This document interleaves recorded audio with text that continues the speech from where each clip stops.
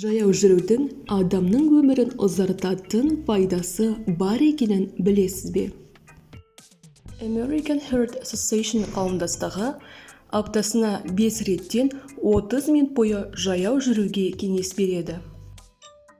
Тіпті осыдан 2,5 мың жыл бұрын Гиппократтың өзі жаяу жүру адам үшін ең бірінші көрсетілетін медициналық көмек деп айтқан. Жаяу жүрудің бірнеше артықшылығы анықталған. Біріншісі, күнделікті жаяу жүру қан тамыр ауруларын 30%-ға азайтады. Жаяу жүретін адамдардың өмірі көп қозғала бермейтін адамдарға қарағанда 32%-ға ұзарған.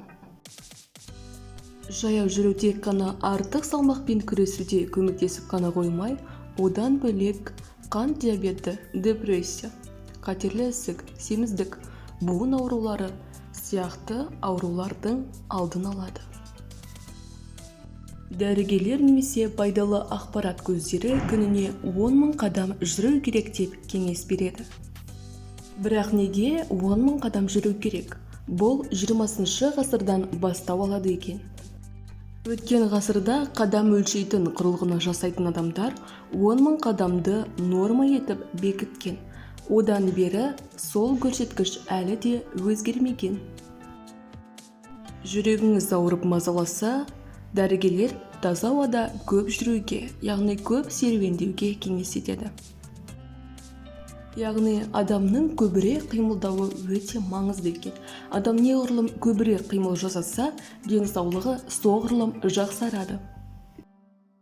Миға қатысты зерттеулер қозғалысты көп жасайтын адамның миы отырып жұмыс істейтін адамға қарағанда тез ойланатыны және жаңа идеяларды қалыптастыра алатынын анықтаған. Бірақ жаяу жүрудің де екі түрі болады: баяу және жоғары темпті. Сіздерге баяу темпқа қарағанда жоғары темппен жүруге кеңес етеміз.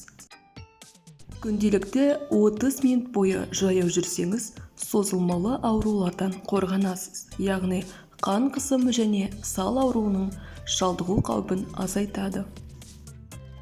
Жаяу жүруді күнделікті әдет ретінде қалыптастырсаңыз, аяғыңыздағы варикоз қаупі де азаяды. Себебі жаяу жүргенде қан айналымы ретке келеді. Күнделікті тұрмыстық келеңсіздіктерден шаршасаңыз, өзіңізге уақыт бөлу үшін таңертең 30 минут бойы жаяу жүріңіз.